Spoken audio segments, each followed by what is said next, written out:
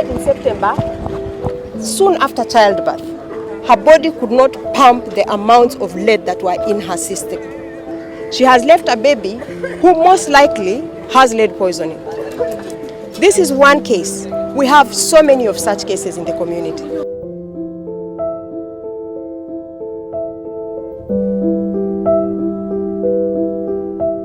The recommendation ni kuwa you cannot put an industry kama hiyo mahali ambapo watu wanaishi. No.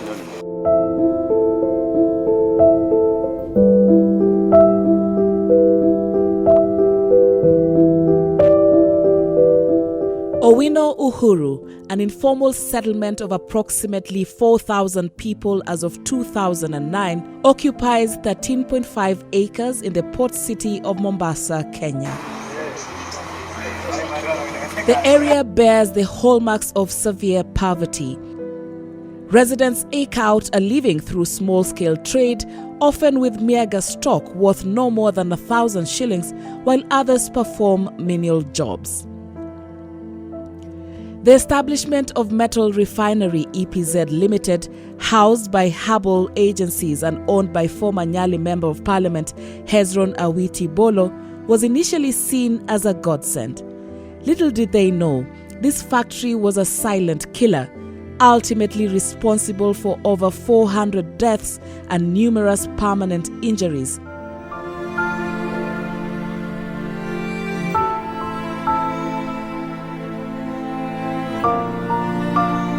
Established in 2009, the factory engaged in lead metal smelting. Among the first casualties was Lynette Nabwire, a pregnant woman. Irene Akinyi was the first to test positive for lead poisoning and has endured nearly a decade with a thyroid lump. Last month we lost Lynette Nabwire. I know the NEMA office is aware. She had 238 milligrams per deciliter of lead in her blood, and when she delivered, her body could not pump the blood, and she therefore died 4 weeks after delivery. We did a post-mortem which included a government chemist, and they have ascertained that she died because of the lead poisoning in Uhuru. We continue to lose babies, we continue to get miscarriages in the community. The vibrant young boy, Sami, also succumbed to the deadly poison. His friends struggled to hold back tears as they recounted their brief time together. Sami kwa tabia zake, yeye alikuwa ni mtoto mzuri, mtoto mtiifu na nidhamu. Kwa rafiki yangu, alikuwa rafiki yangu, ni kila mchezo nilikuwa tunacheza naye pale kiwanjani. Mara kidogo nasikia Sami ameaga dunia, nikasikia vibaya. Environmentalist Phyllis Omido, now the Executive Director of the Center for Justice, Governance and Environmental Action, became the whistleblower as more victims came forward. Private organizations and some of the government have tested up to 300 victims. So we still have more than 3,000 victims that have not been tested. The last time they came and drew blood from 250 people. That is the public health with NEMA and other organizations, but they never brought back the results. It's been more than a year now, and the results are not with us. So we are here to remind them that if they want us to sleep here, we will come, okay? We will come and camp here because Uhuru is toxic. We cannot live there. The water we drink is poisoned. The soil our children play on is poisoned.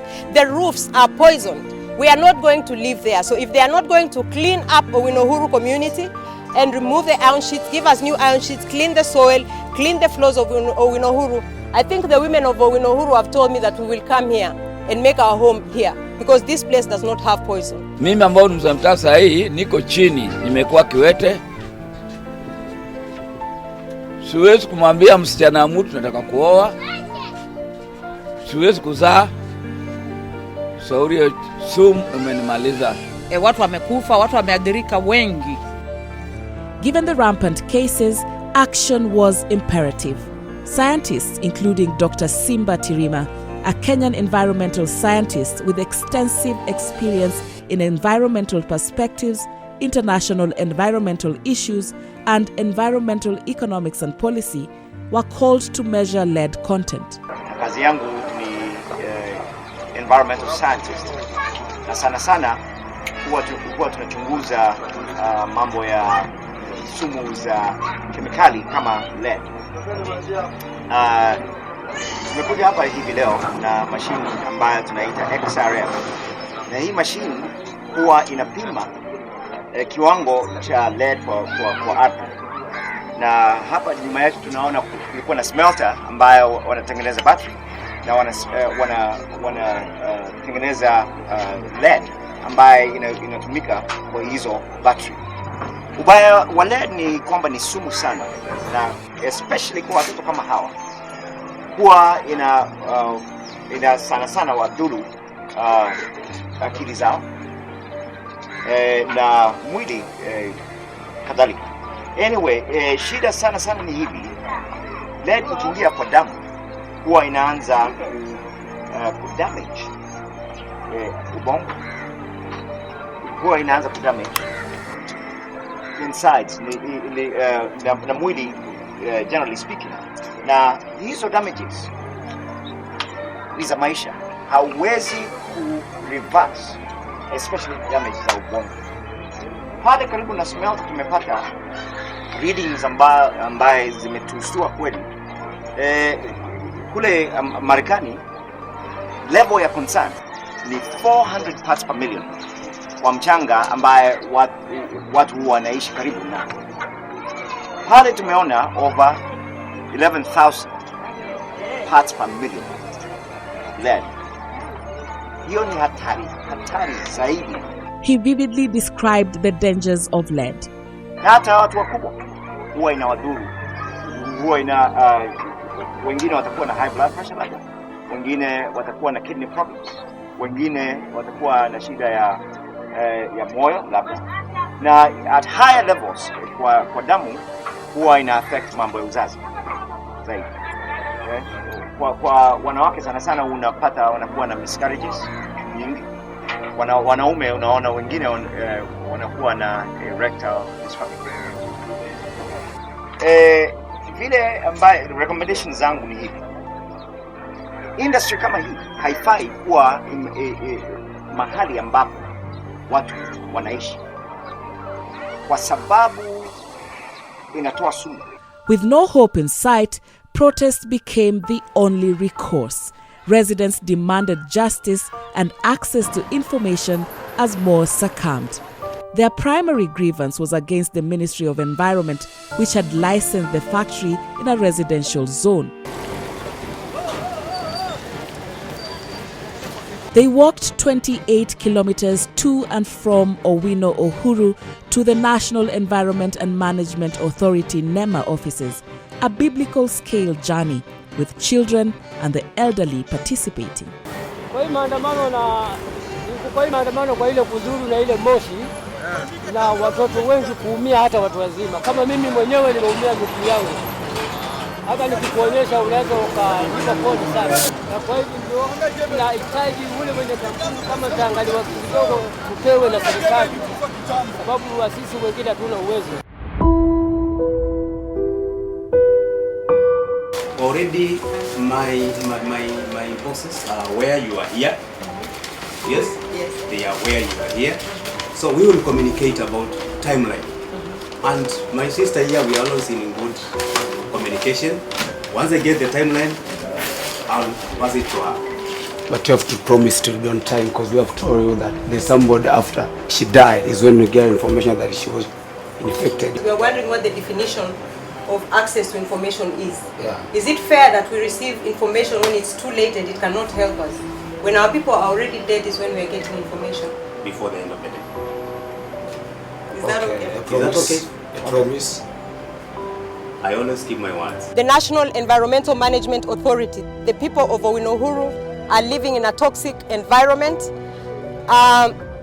They are the ones that licensed the smelter that set shop in Owino Uhuru community. And therefore, we demand justice, because we know that you cannot claim to protect the environment without protecting the rights of the people. First, their right to access of information. That is the first thing. The second thing is public participation. The last thing we are demanding for now is justice, because the earlier two were denied. Numerous protests ensued, resulting in arrests and police brutality. Despite these hardships, the residents, viewing their struggle as a David versus Goliath battle, persisted. The factory was eventually shut down in 2013 through the East African Community Parliament after failed attempts to engage Kenyan parliamentary, Senate and political processes. Been to the Senate committee, they messed up our report. They wrote that everything that we presented before the Senate to petition it was right. But then at the end, they attached a group of directors for a different company and not the company that we were suing. So in that case, they enabled the company that we were suing to exit the country. That's why now we are suing even the government, because they are enabling these people to poison us and then run away. People like the EPZ authority, we told them that these people will exit, help us. We are the ones that have been advocating for the rights of the Uhuru community since the beginning in 2009. We managed to shut down the smelter through a court process that we did in the East Africa Community Parliament. And after we shut down the smelter in 2013, we told the government that these people should not exit before this case is handled. We tried using parliamentary processes, political processes. We tried using Senate processes, but they all failed us. That's why now we have ended up in court. We have demonstrated, we've done a lot. Armed with evidence including test samples, hospital reports, funeral home invoices, burial permits, and death certificates, they filed petition number 1/2016 at Mombasa's Land and Environment Court, citing environmental pollution against government agencies, the factory owner, and those responsible for the cleanup. Moto umewaka. Tena moto umewaka. Moto umewaka. Si leo ni siku ya furaha?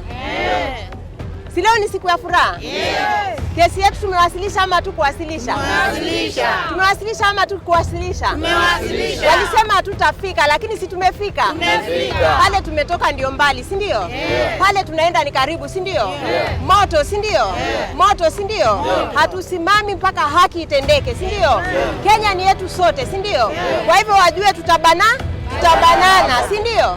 Tutabanana hapo hapo mpaka watupe haki yetu, si ndio? Maana wao hawataki kutupa haki yetu, si ndio? Lakini tuko hapa kutafuta haki yetu. Ombi letu ni kwa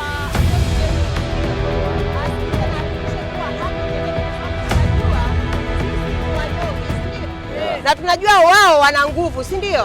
Lakini ionekane ya kuwa Kenya ni Kenya ya kila mmoja. Kenya sio Kenya ya wale wenye wanajiweza peke yao, si ndio? Kwa hivyo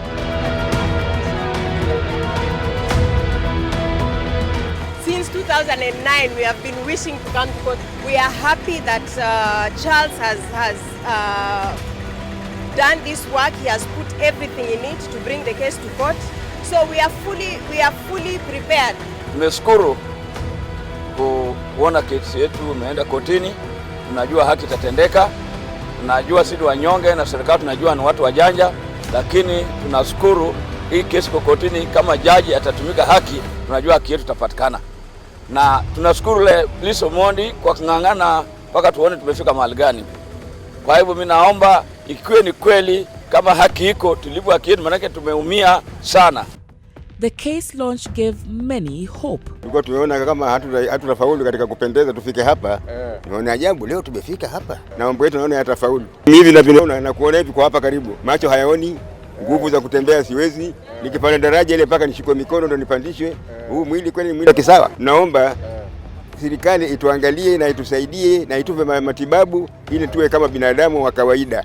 Nina matumaini kwa sababu tuko na Mungu atatutangulia kwa penye tumefika, tumetoka mbali. Tumekuwa na furaha siku ya leo kuja kuwasilisha hii maneno ya Moshi.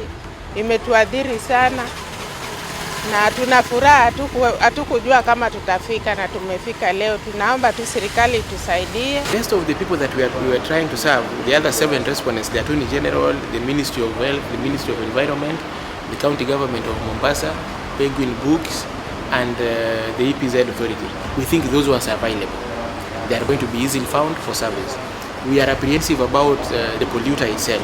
that is Metal Refineries Limited.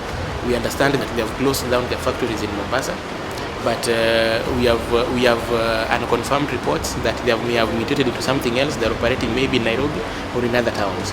We are going to try and trace using process servers and investigators. If we can't find them for physical service or personal service, then we are going to come back to court with an application for leave to be allowed to serve them through a newspaper advertisement. It's called substituted service. However, the case stalled, leading to more protests. Wamekimbia kotini wakasema ati wangoje, hawajaelewa vizuri vile watatulipa, si ndio? Alafu wanaweka makaratasi kotini, wanapotea. Hawataki tena kesi iendelee. Si ndio? Sisi tuna haki ya kuandamana, si ndio? Kwa sababu pesa yetu serikali imeshikilia bilioni ngapi? Sisi watu wewe umeongeza bilioni ngapi? 1.3 na kutengezea chupa ngapi? 700 inakuwa bilioni ngapi? Ndio. Itatoka ama itatoka? Itatoka ama itatoka Owino? Itatoka ama itatoka? Lazima itoke. This resulted in another round of victim protests.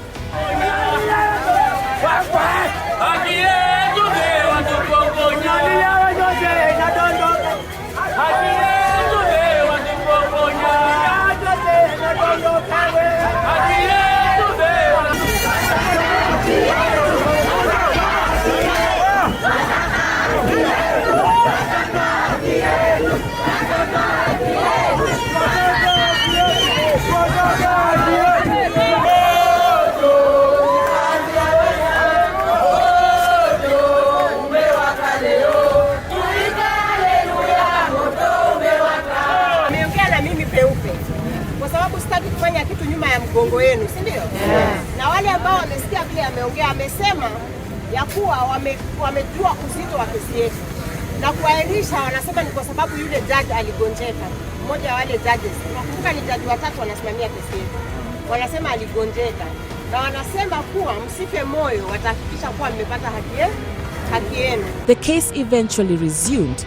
Former CJGEA lawyer Francis Rayola Ochieng became a High Court judge. In answering to Commissioner Vice Chair Sharia, you said you lead by example. Yes. And that you have always had integrity. Mm-hmm. What was the facts in that case, petition number 1 of the one which was which you were asked about?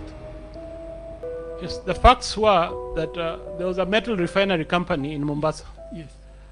What they did, they were buying batteries, old batteries, and they are smelting. They are removing the inside and removing lead and smelting the same. Yes. So then what they would do is they created a tunnel under the wall directed at Uhuru village, where the waste from the factory would then run through the village. But this waste had... a river or... They just created a drainage. Now, unfortunately, it has lead, the very high levels of lead. So over time, the soil became lead poisonous. The roofs, because when they're smelting, the smoke comes out at night, goes to the roof. Yes, but business was carried on their own property. On their own property. And they were licensed. Yes, and they were licensed, and that is why, in that case, we sued NEMA. Okay. And we sued EPZ. Let me ask the question. Yes. And you sued on behalf of the settlement. Yes, on behalf of the settlement. The settlement were not sitting on a property of their own, but they were squatting. No, there was a separate case. Just asking this particular. No, it was on their own. During the penance, as the case was going on in 2017, they got there was an OS that had been filed, that Uhuru Association was given that land. What is the title number? I'm not sure. It's Mukindani, but I don't know the title. Okay. Yes. You sued on behalf of the community. Yes, Judge. As a judge, as an advocate, you ordinarily practice in Kisumu. Kisumu. Yes, Judge. How many people appeared before you? In court or when you're preparing for the case? When you're preparing for the pleadings. We had around 10 or so witnesses. 10? Yes. who testified, because it was a petition that was heard by viva voce evidence. Yes. Yes. But this was a case that was filed on behalf of certain people. Yes, it was filed on behalf of certain. How many were they? That we stood on behalf of 3,000 inhabitants of Owino Uhuru, and the reason is there were government. According to your documents, 4,000. 3,000.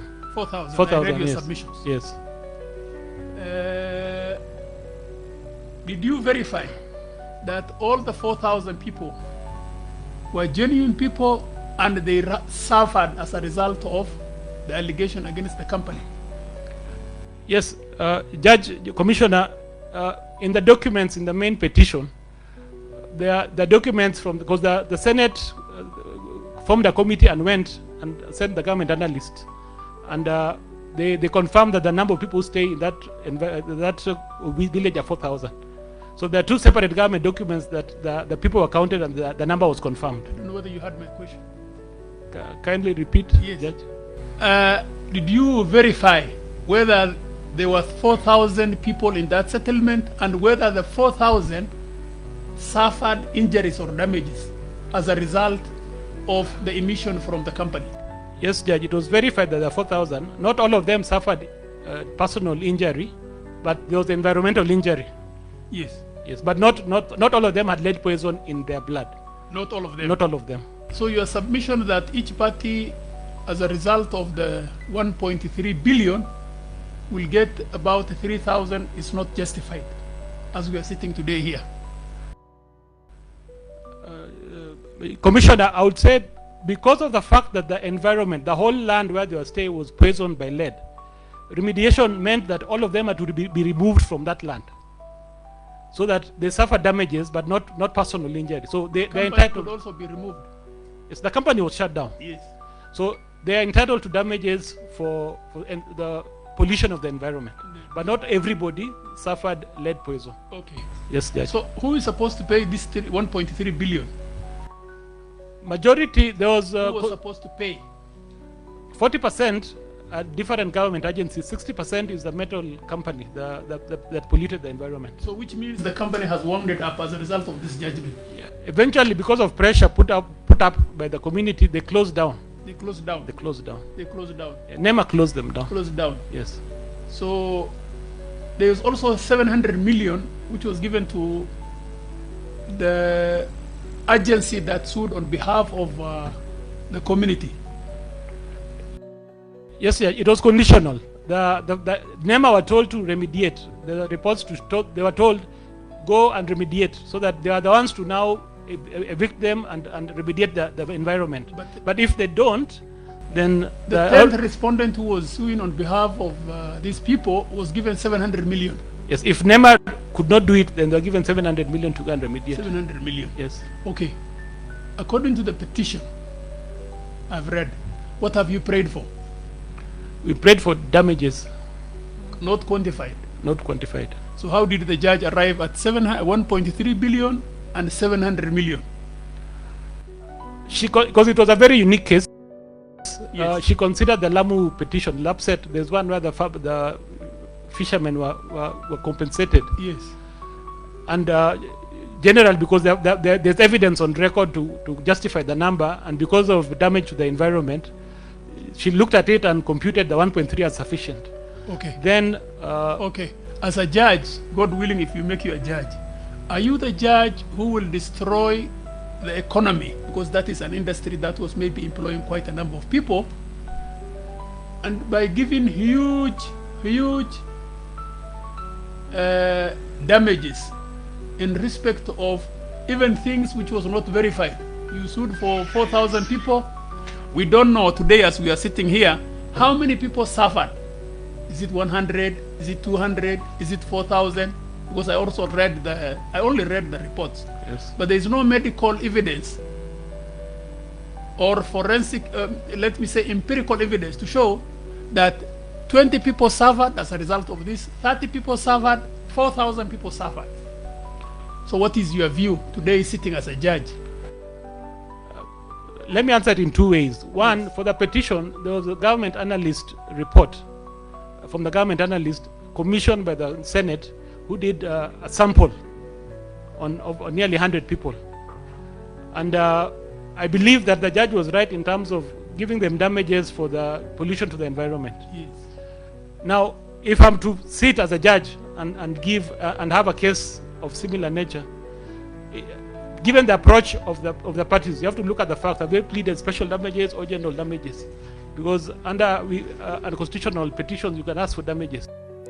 On July 17, 2020, an environmental court sitting in Nairobi awarded 1.3 billion shillings to residents of Owino Uhuru slum in Mombasa as compensation for lives lost and health impacts. However, their happiness was short-lived. The government appealed this decision, and on Friday, June 23, 2023, the appellate court overturned the 1.3 billion shilling damage award. Justices Gatembu Kairu, P. Nyamweya, and Lesiit J. also set aside the 700 million shilling fine imposed for the respondents' failure to clean up the lead-poisoned environment. The judges then directed that the matter of damages be heard afresh before a lands court in Mombasa. This followed an appeal by the National Environment Management Authority (NEMA) against the original award, which was made by Justice Anne Omolo on July 16, 2020, and awarded to over 3,000 residents from 580 homes. The work we are doing here at Center for Justice is not what I thought. When we started in 2009, we set out to get justice for the people of Uhuru. We set out to prove that there was lead poisoning in Uhuru, in order to assist the government to dispense justice for the people of Uhuru. That was 2009. This is 2023.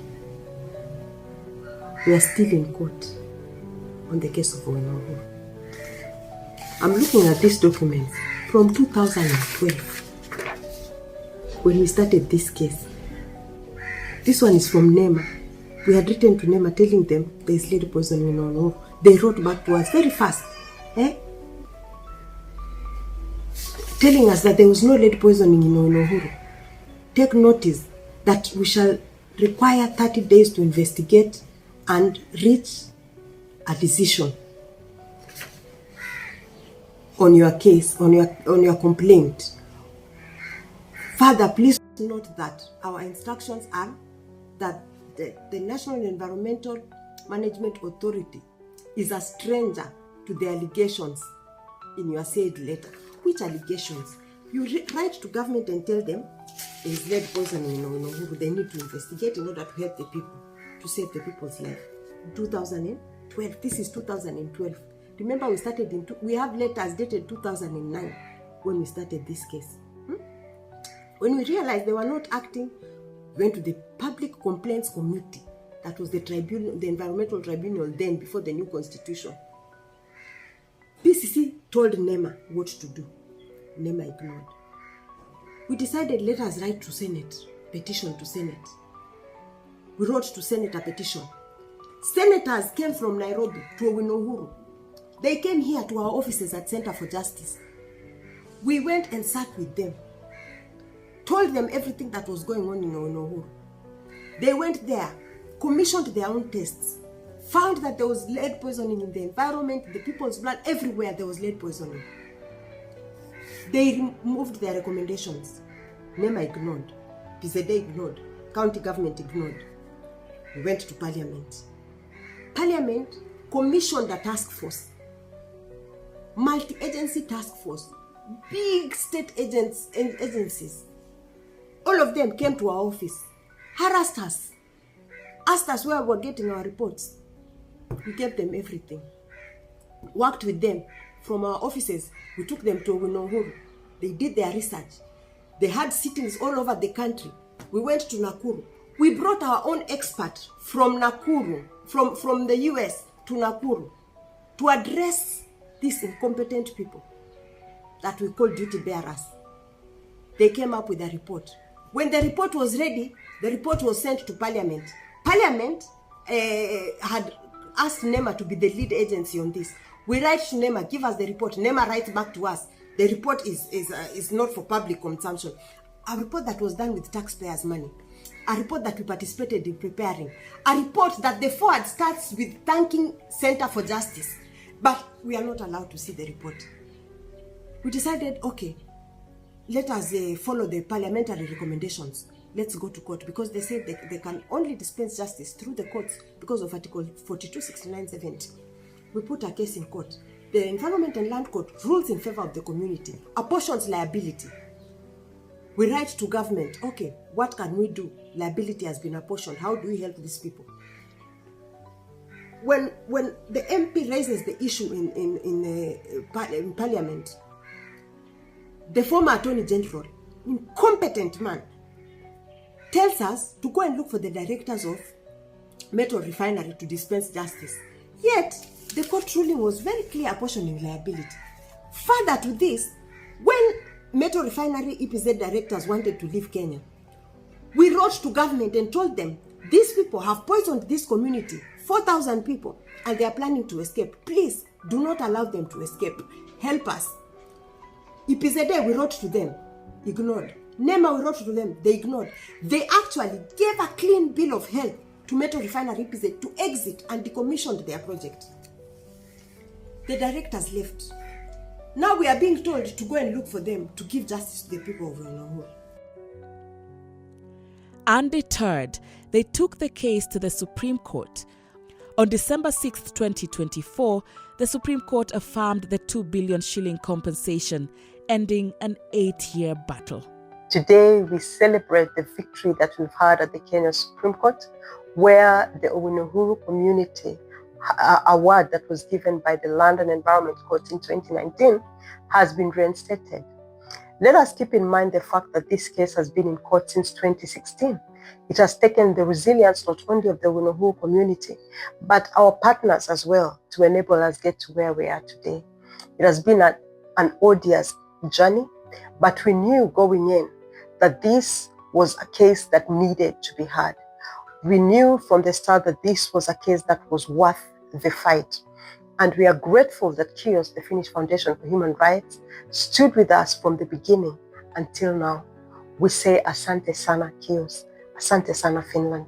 You have been our friends. You have given us the strength to be able to celebrate today and to see a community of 3,000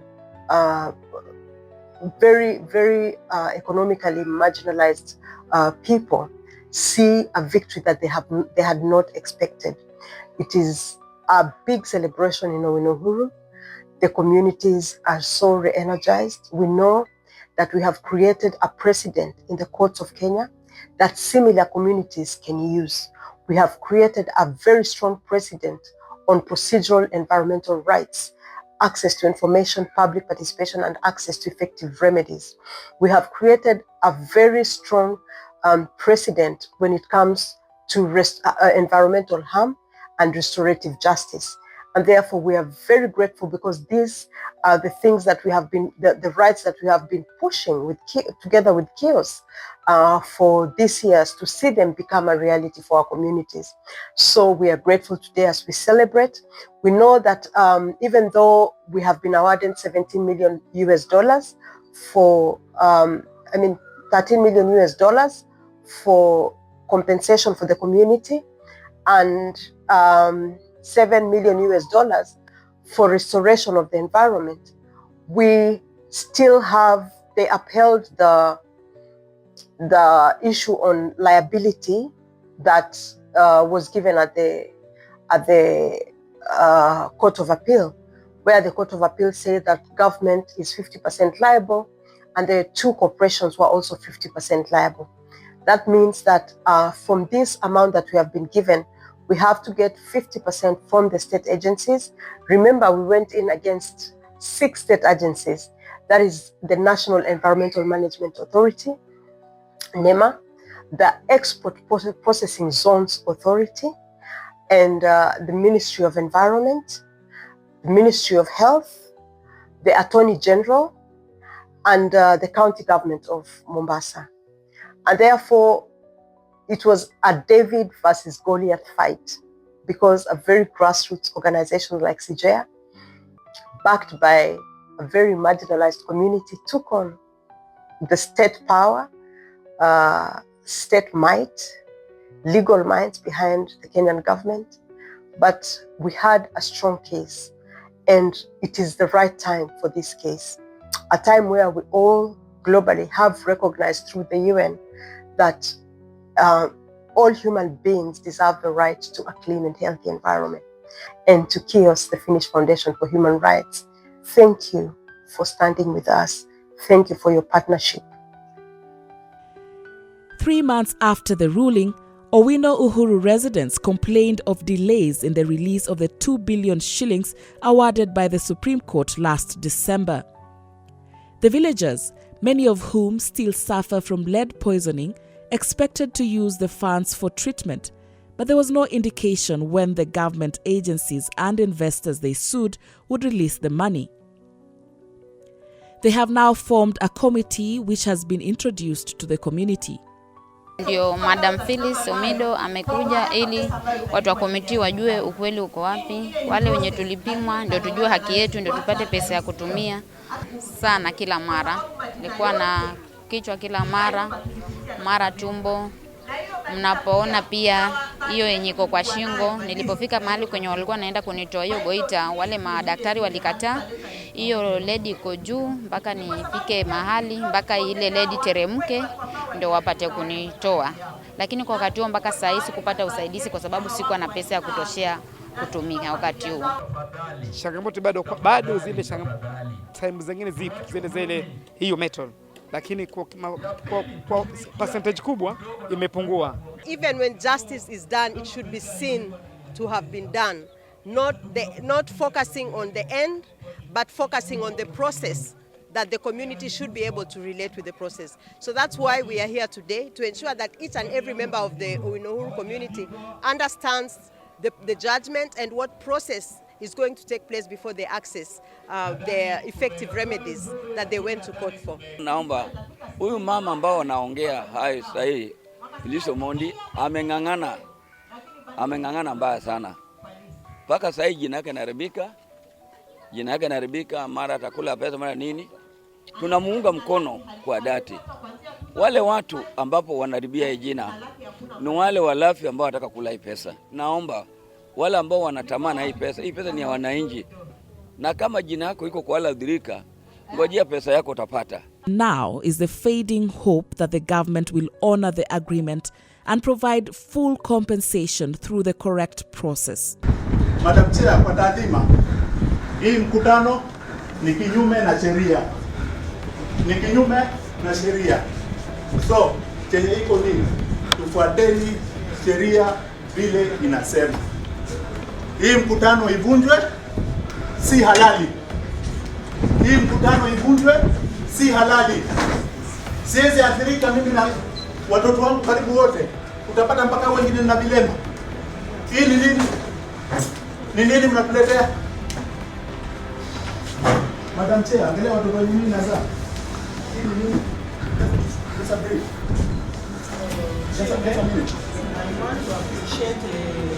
I want to appreciate our city. I'm doing some Now they are here spending money that they are not supposed to spend and weaponizing the county against us. They're asking the county to arrest us. What have we done? Because we are asking them to follow the law. This is wrong. We are going to court, we are going to arrest them because it doesn't matter. Even if someone is within government and they are breaking the law, they are taking the law into their own hands, they have to be arrested. We are not going to accept NEMA to subvert the law. The Supreme Court was very clear. If they have not done anything within 3 months of the judgment, they must leave that money to CJ to clean up. Efforts to obtain comments from former Environment CS Aden Duale were unsuccessful as he refused interviews and the Ministry of Treasury remained silent. In their judgment, the Supreme Court decreed in Section 174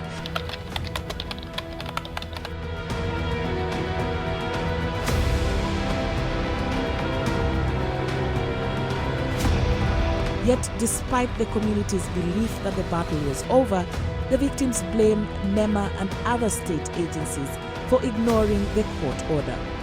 According to Phyllis Omido, A considerable time, over 3 months, had passed by March 6, 2025, since the environmental land court orders were issued. I'm the one who drafted the case that went to court.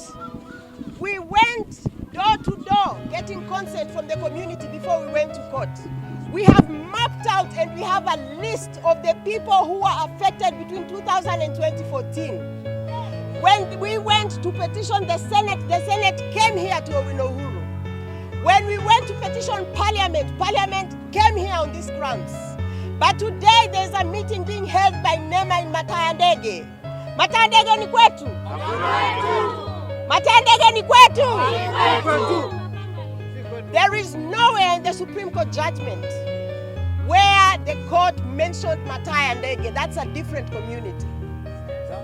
The Supreme Court was very, very clear that this case touches on 13,224 houses that are within the Uhuru community. Yes. Yeah. Anything else has nothing to do with us. Let us meet them in court. Let us meet them in court. If they are holding meetings to spend the Uhuru money in Matayandege, we will meet them in court. Nilipoteza mtoto wangu Sami pamoja na my wife Catherine Awuor. Leo ilikuwa ni siku ya watu wa NEMA kukuja kufanya mkutano na watu wa Owino Uhuru. Sasa hii tunashangaa mkutano wa Owino Uhuru inapelekwa Matayandege. Chief mwenyewe ananiambia tuende Matayandege tukasikize mambo ya Owino Uhuru. Nimemuuliza sisi tuko Owino Uhuru ama tuko Matayandege? Mimi ni mmoja wa wale waadhiriwa na pia mtoto wangu aliadhirika.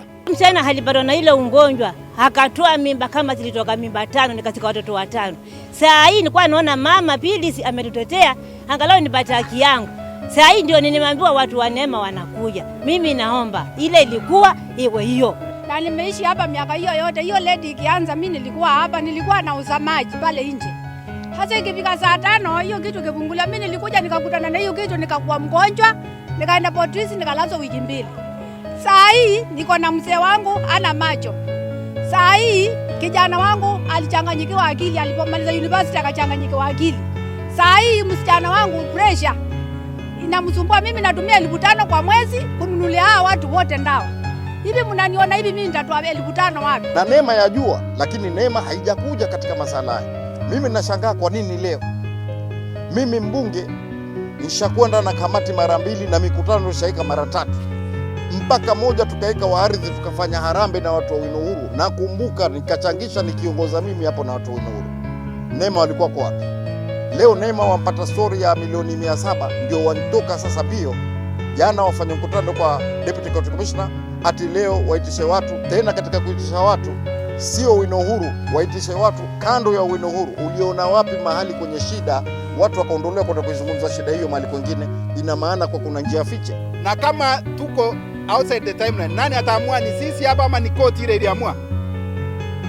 Si tuende iko court, sisi tumesubmit yetu na yeye asubmit yake kwa court, aseme tuko outside the timeline. Vijana msilale, bado mapambano, mapambano, mapambano, bado mapambano, mapambano, mapambano, bado mapambano.